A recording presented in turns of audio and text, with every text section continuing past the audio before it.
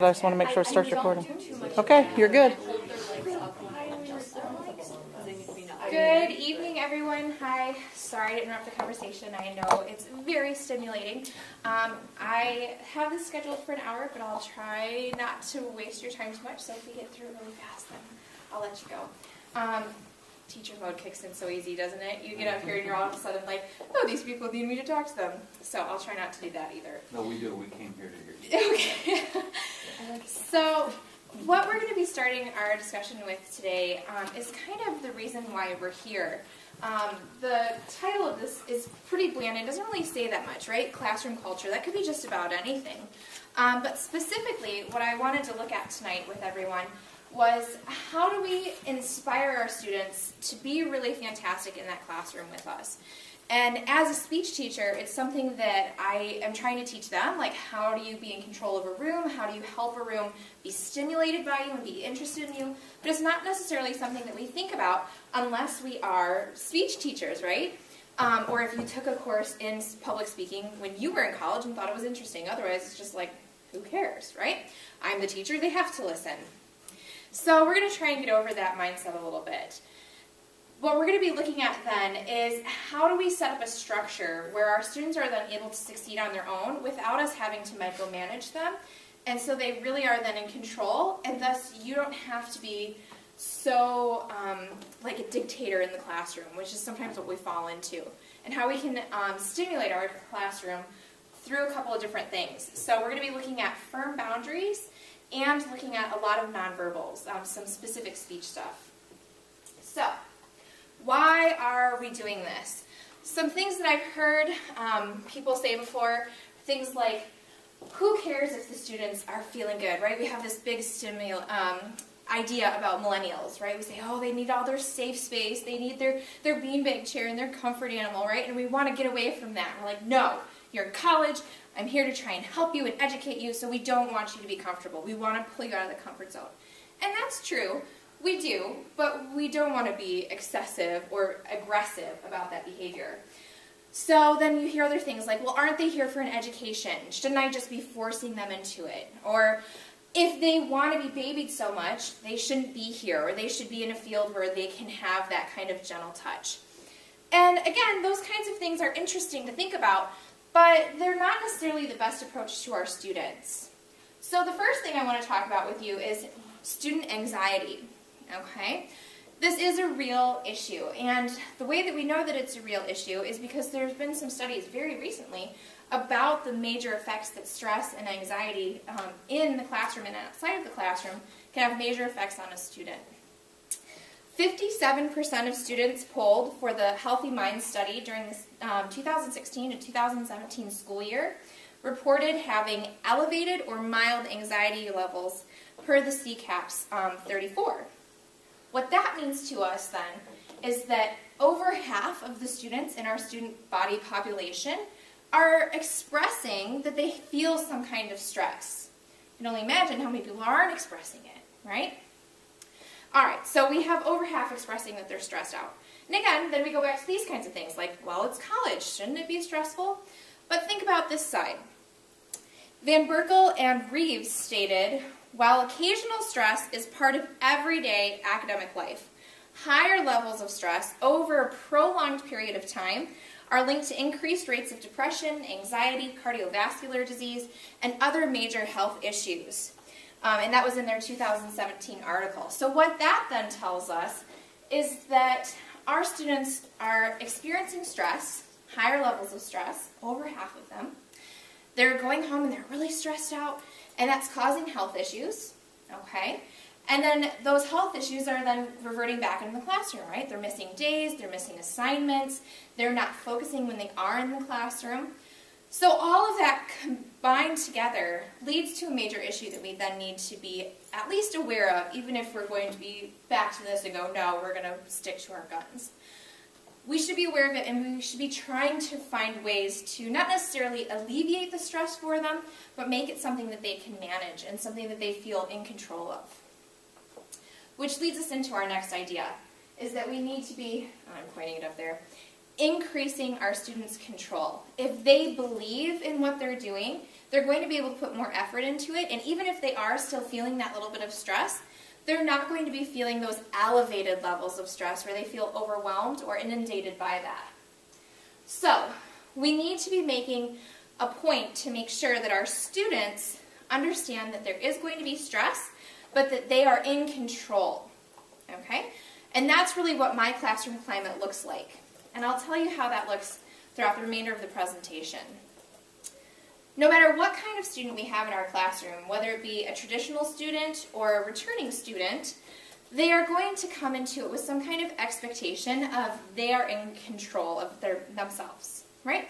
Think about that traditional student. They're coming out of their parents' home most of the time, right? And they're so excited to be out of their parents' home, right? They get to pick their own meals, and they can eat only jelly beans if they want to, okay? They get to have whatever bedtime they like, and no one gets to tell them, go to bed, it's 10:30, right? They can stay up till 11:30, or heck, go crazy and stay up till 2 or 4. Doesn't matter, right? Mom's not there, dad's not there, and so they have all of this new control over their lives. They want that then in the classroom as well, that ability to say, well, I'm grown up, I can do it, right? And so that's kind of what they're expecting from us, is that free reign to do as they like.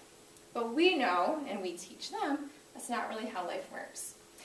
Returning students also come into it with some expectation of the levels of control that they're going to have, right? They're an adult, they're already used to making their own choices and their own decisions. They don't necessarily want somebody bossing them around, especially somebody that's younger than them potentially, right? And they're already used to having, whether they were a working person and are changing careers for whatever reason, a boss telling them what to do, or if they were a stay-at-home parent or spouse, right? They're used to kind of working towards the goals and needs of either children or a spouse or a partner, okay? So they're coming to us with some expectation of, I want to be in control, but being used to having some kind of other entity helping decide their daily routine. So they're looking for that from us then as well. They want to be in control, they want to prove that they're still adults and not be belittled, but at the same point, they also are looking for us to give them that structure that they're used to with having a job or a career. Okay? So no matter what kind of student we're going to be looking at, we're still looking at the same basic principle. They want control and they want to be able to do their own thing, but they need us to tell them where they can work in the boundaries of our classroom. Okay? So that goes to the idea of making the lesson meaningful. If you've ever been around small children, you know that if you tell them just a verbatim rule, they're going to come back with, well, why? Right? They always want to know why, they want to figure it out themselves, or they just will test you and, oh, you told me not to do whatever? Well, I'm going to do it anyways, right? Small children don't necessarily understand the repercussion. But if we change it from here's a verbatim rule to here's why I made the rule for you, then you put them in a position of power. And it makes the decision then more meaningful for them. Let me give you an example. If you teach a little kid, don't touch the stove, instead of just telling them don't touch it, they're more likely to listen to your story about the severity of burns, the potential for injury, and feel like, okay, well that's not really a decision that I want to make. And if they do make that decision, then they're trying to tell you something, right? So the same thing is true with our students. If they know the structure, they know, okay, hey, I can't turn in assignments through email, I have to do Canvas turn-in for it, and they make the decision to do otherwise, you've already explained to them the rule, and so then that decision becomes a conscious choice, and it's no longer that they get to blame you, oh, you're just mean to me, you're just giving me a 0 because you're a bully. It says, no, I told you the structure, and so now you're making a conscious decision to go outside of that, and thus the repercussion is your own choice. So it's more meaningful. They're more likely to follow your rules if they believe in them and if they understand the concept behind them. So if they're in control of that decision, of that power in the classroom, they're not going to feel so much uncertainty, thus they're not going to feel quite as much stress, because they're going to understand how the structure of your classroom works. So then you don't have to be up there yelling at them constantly or telling them through email all the time, stop emailing me, do Canvas turn-in, right? Because they already know. Okay. So, at this point, there's probably some of you out there that are like, I don't know, this sounds like a lot of extrapolation. Like, do students actually want this much control? Ask yourself this question. How many of you have had a student in your classroom who has been calculating their grade? You know, that one that comes up to you and goes, okay, so I got X percentage or points on this assignment, and I looked at the syllabus and I know that now I have this much left. So, you're telling me that I need to get X points or percentage on the next assignment in order to get this grade that I want in your class. Right? Have you had that before? I know I certainly have. Several times that student that's like, oh, but I need a C in your class. So I need how many points on the next assignment? Those students are looking for that control, right? They want to know and have that certainty of this is what I need, this is what is expected of me to be successful. And then it makes their life a little bit, not easier, but more structured. If they know what is expected of them, their uncertainty will reduce. They won't be asking you those redundant questions, right? You're like, I went over this on the syllabus day. Why can't you remember? Because you've made it really clear. So, more meaningful choices, more likely to have follow-through from your students. The next idea that we need to talk about is the idea that no matter what we are wanting of our students, we need to make sure that we're modeling it for them, okay? So if you want to have a rule like due dates, okay, you're going to say, I'm not going to accept any late work. The way that we can show them that this isn't just an arbitrary, I'm the teacher and you're in school and you have to do what I say rule, is we can show them, hey, I have due dates too, and I have to live by them as well. And most likely in your career that you're going for after college, you're likewise going to continue to have due dates. I always like to use the example in my classroom of if they're going to have a business meeting, right?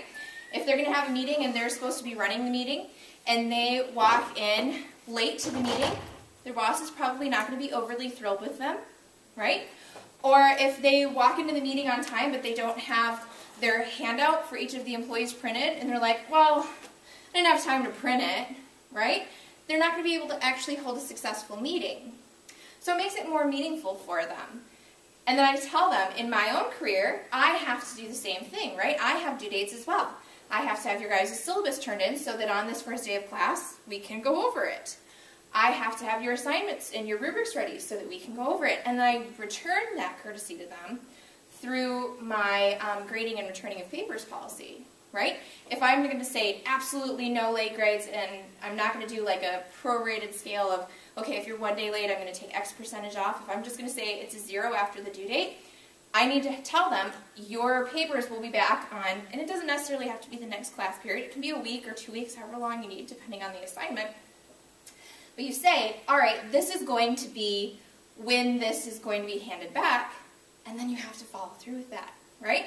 If you're able to show them and model to them, I have the same structure in my life that I'm expecting of you, again, it makes it so that it has a purpose, and they can see that they're going to use that skill. It's not just arbitrary here in college. If they think it's something that they might need, they're more likely to believe in it and to continue using it for you. So, next up we need to talk about making sure that you set boundaries that you can live by, right? So if you're going to be doing this lovely modeling and showing them this is what you're going to be doing in your career, you need to have rules that you're not actually going to go wiggly on, right? So if you're going to say you have to absolutely turn it in through Canvas Turn-In, you cannot email it to me, you can't ever accept it through an email. The first time that you do, that student is then going to see that that rule is arbitrary, right? And they're never going to try to follow that rule again. So even if there's huge extenuating circumstances, unless there's something hugely, hugely dire, like they are dying, they need to follow that structure that you put in place. Okay? That helps them feel like those boundaries are there. That lets them see that there is a structure. And then, of course, we go back to what we started with. That reduces their uncertainty and helps them with their stress levels. Okay. So, at this point, I want to transition from simply talking about how we set up our class to what we're doing in our classroom. This is where we're going to spend a lot of time getting into those kind of speech stuff that's really interesting. The point that I want to make here is that nonverbal communication is hugely important to your class and to your students. And you want your communication with your students to be telling them that same message that you're trying to tell them verbally. All right?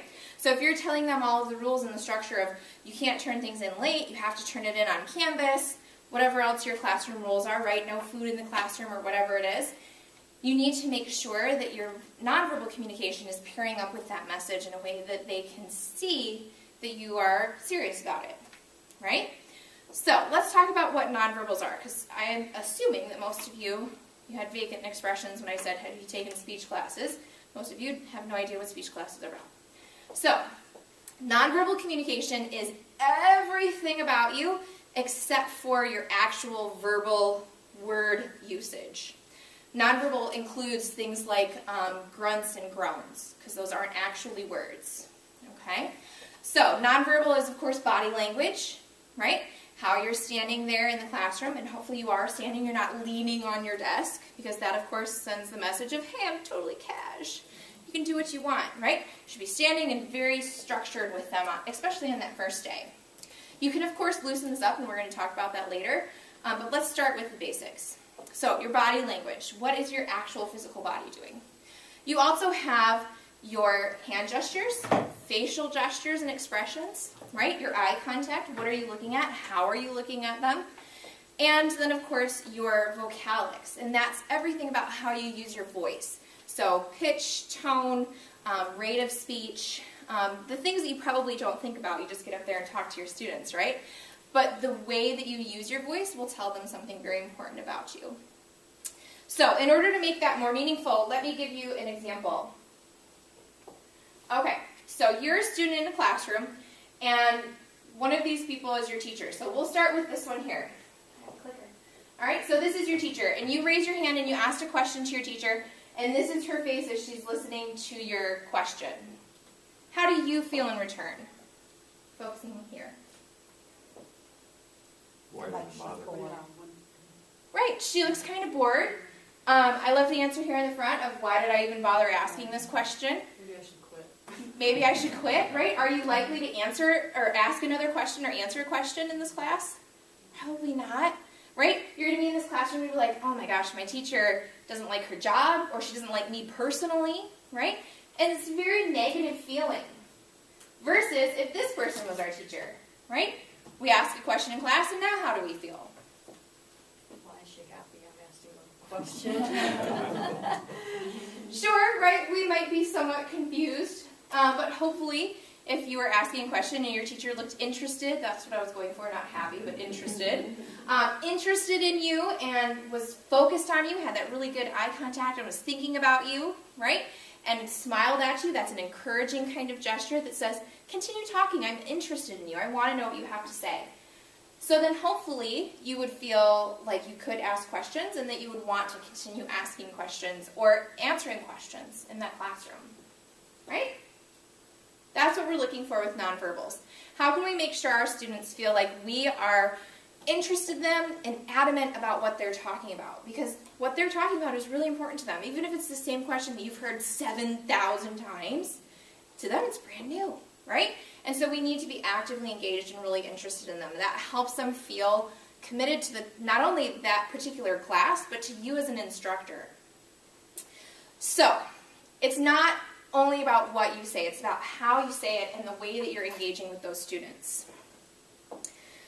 So, let me give you a quote, and then we're going to talk about another kind of nonverbal. So, Amy Cuddy, she's a cutting-edge, nonverbal scholar, and she's done TED Talks and stuff, said in a 2015 article, it was preparatory power posing, which was not observed by perceivers that impacted perceivers' evaluations and responses. So, let me unpack that quote, because probably most of you went, that's jargon, nobody cares. So, preparatory power posing that was not observed by perceivers. So, what we're talking about is no students. Preparatory, just like when we're preparing for our classes. So, we're doing it before class starts without any of our students knowing that we're doing it. And what we're doing is called power posing. Now, Amy Cuddy has talked a lot about power posing in her research. And what it is when you take the time to allow yourself to use your body to tell yourself that you are important. Okay? So, some people like this one. This one's very powerful, right? Wide, broad stance, hands on hips. You're taking up a lot of physical space, right? You can stretch your head back and really make sure you're expanding your spine, expanding that diaphragm, right? I am important. I take up a lot of space. All mammals do this, okay? Humans do it too. Now, what is not a power pose? Arms crossed, crunching up, trying to be smaller, taking up less space, downward looking, right? So before your class starts, before you see your students, you need to take that minute, and it's okay if you don't do a power pose, but you should because it's helpful. Take that time to go, I am important, I have confidence, I know what I'm going to do in my classroom, right? The more space you can take up and the more exuberant you can feel about your position, right? You don't even have to say anything. Just stand there. Feel it, right? That helps your brain say, you are important, okay? You need to believe in yourself when you go in there to your classroom. If your students see you and you're like, I don't know, I guess you can turn it in online, they're going to pull right into that and go, okay, this person is underprepared or this person is unsure of themselves. If you have taken the time to do that power posing beforehand or some kind of calm before, right, you know, we're all guilty of it. We get to class and we're like, running, traffic was horrible. We get there and we're like, here's my bags and let's teach, right? And we're like, totally stressed. It's important to take that brief minute, even if it's just in the hallway, to stop for a couple seconds. Okay, ready? And then go. And then you're calmer, you're ready to go, and your students will be able to pick up on that you're not that frazzled, rushing instructor. That brief moment where you tell yourself, I'm important, helps them see you as important. Yes? I just want to mention that Amy Cuddy, who you mentioned, Yeah. the social psychologist, she has a really excellent TED Talk on body. You may have seen it on Yes, I have. body language and so forth, but for the benefit of everybody, it's just a really good TED Talk. It is. It's very interesting. And she actually goes into like the gender norms about power posing and stuff in that TED Talk. It's very interesting. C-U-D-D-Y? C-U-D-D-Y, yes. I have a reference page up on these slides, and I think... Is it 2 Ds or 1 D? 2 Ds. Is it? Okay. It is. I think Jasmine was going to post those out for you guys to be able to see those. And then you, of course, get Amy's name. So, take the time before the class, just a couple seconds, and even if you don't do the full-on, I'm going to do it pose, right? If you take a couple minutes beforehand, it will help you get into the mode of that particular class and help your students see you as more prepared and not as somebody that can potentially be taken advantage of or someone that is underprepared. Okay? So, when you start out a semester, it's sometimes difficult to go, okay, so I'm going to go into it and be that strong, confident, tough kind of professor and go, here are all of my rules. I've talked to professors before, friends and colleagues, and I say, I come in and I'm really strong at the beginning. They're always like, oh gosh, that just sounds really difficult, or it doesn't sound great to start out that strong with my students, right? I want to come in and I'm a friendly person. I want them to see me as friendly. I want our conversations in class, our discussion to be really stimulating. And then halfway through the semester, like, oh, they keep emailing me papers. And I'm like, I know they are. I know. When you start out the semester, if you start at that level that you want them to be performing at, that level of this is my expectation for you, if you live within this, we can be best friends. But if you're not living within this, then we have a significant problem.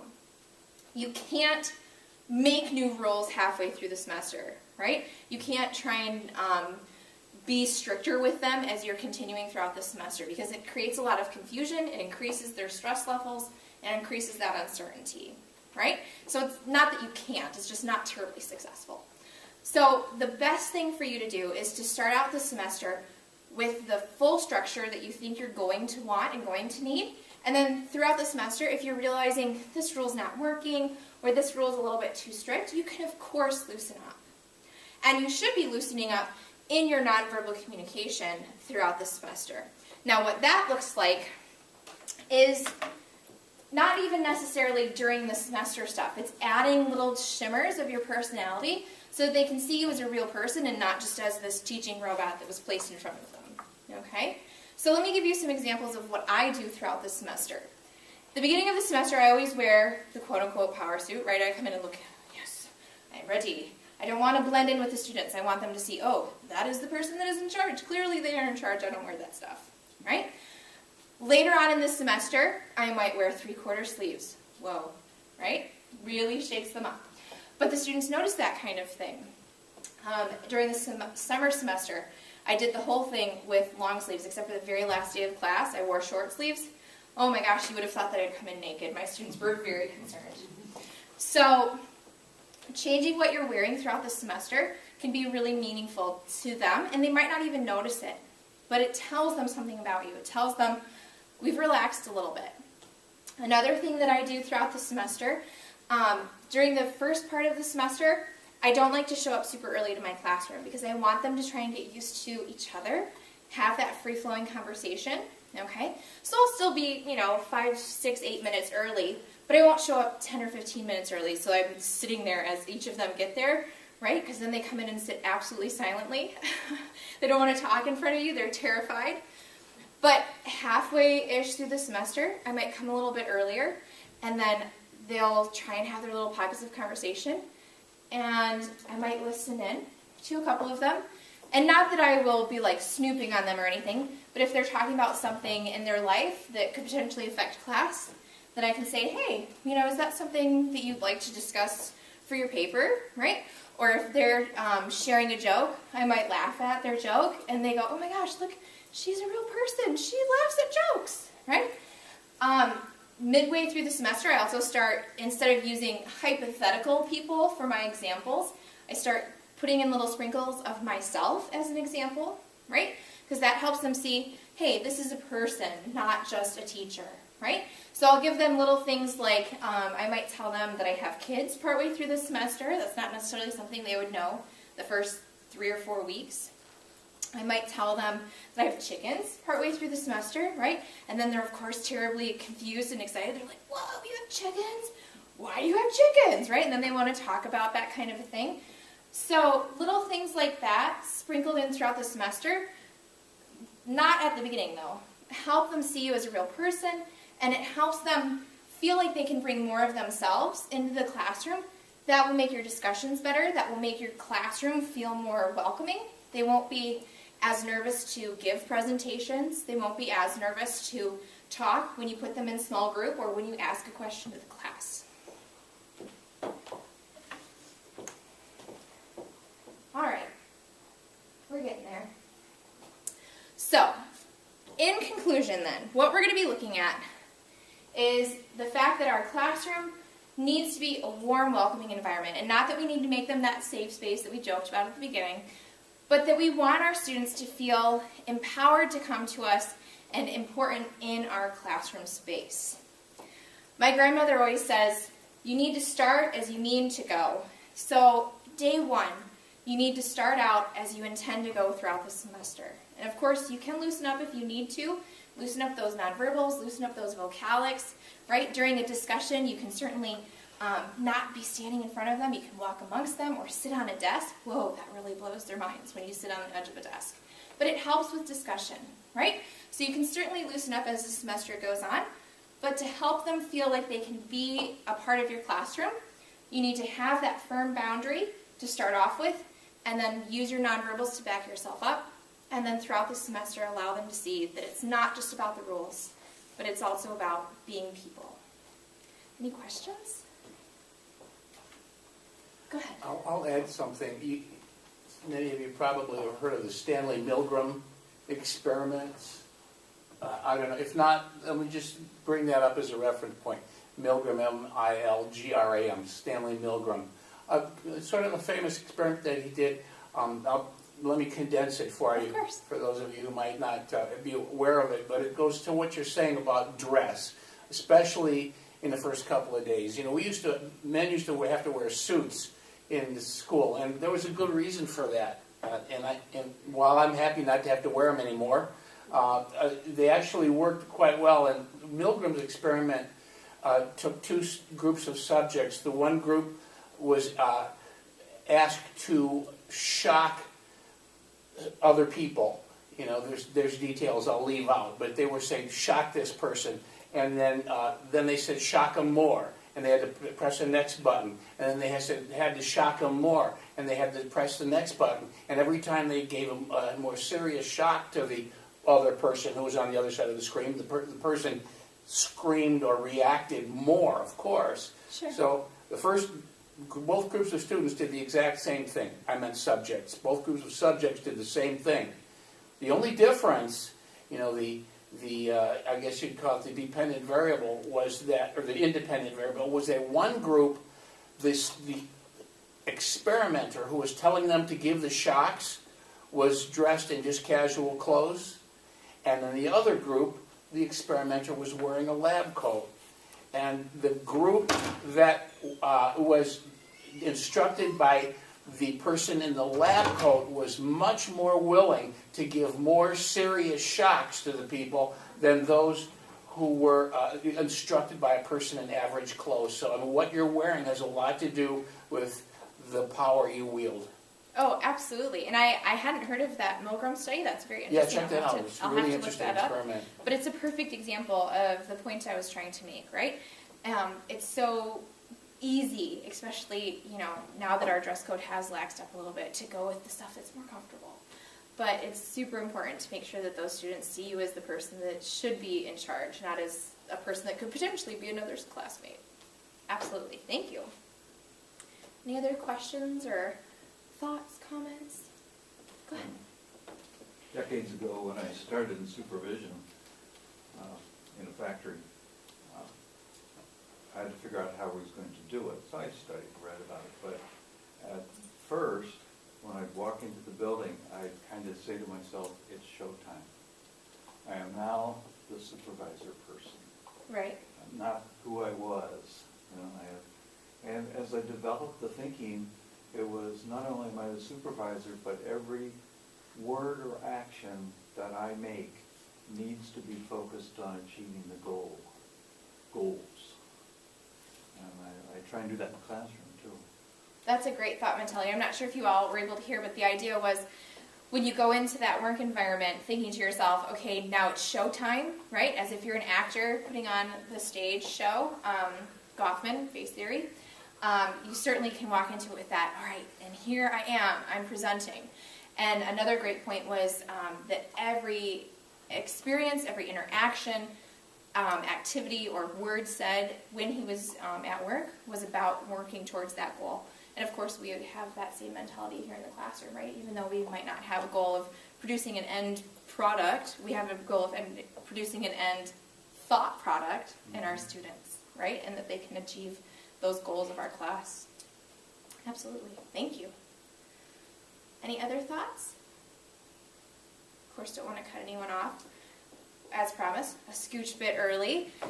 So thank you so much for your time. Here's those references if you would like them. I think we're going to try and make them available. I know you don't probably want to write down a full reference page. But it was really interesting talking with you all tonight, and I hope some of this helps you throughout the semester. So one of the options that you have is at any point throughout the semester, if you want to maybe try some of the things that she's suggested, and then follow up with her and say, hey, this didn't work, or that didn't work, or maybe how can I change this? She'll walk you through her process of how she thinks about why did this particular situation not work, and what did I need to do differently to make sure that it happened. Because she's even told me, there are times when I was like, ooh, that's where I messed up. I didn't do this on day one. Right.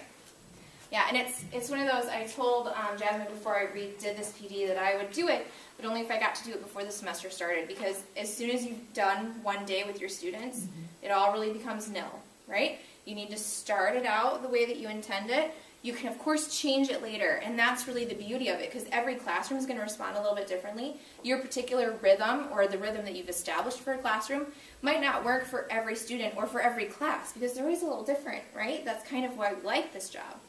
But if you're not doing it from that day one, those alterations then become kind of garbled and meaningless. Yeah. What is your name again? Ashley Kilborn.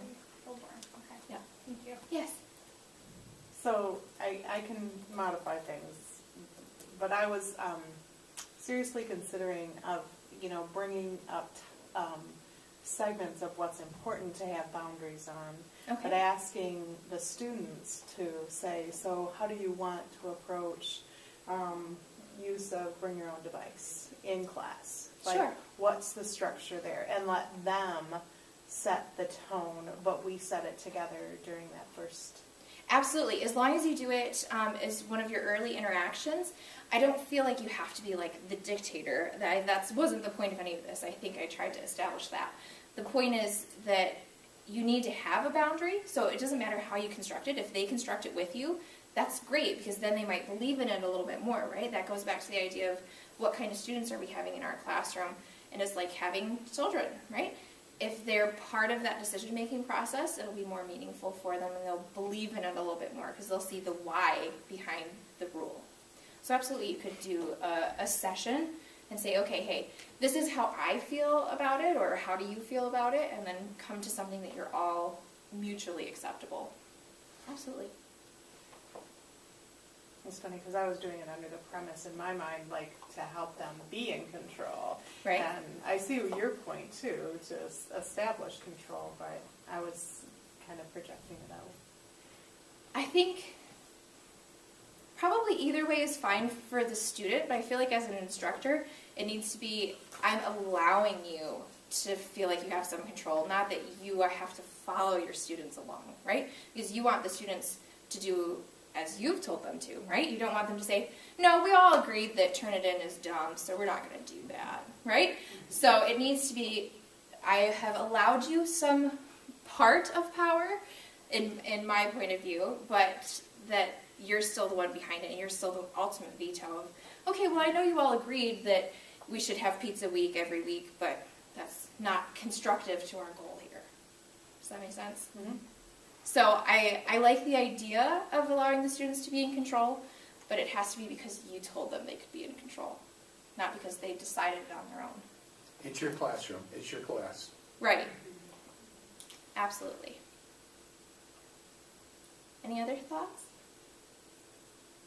I loved those questions at the end. They were very, very interesting. And of course, as Jasmine said, if you have questions or thoughts throughout this semester, we can certainly have my email out there, and you can contact me. I would love to talk to you about your classrooms or help you with any of your weird stuff. Cool. Or you can go and watch her teach.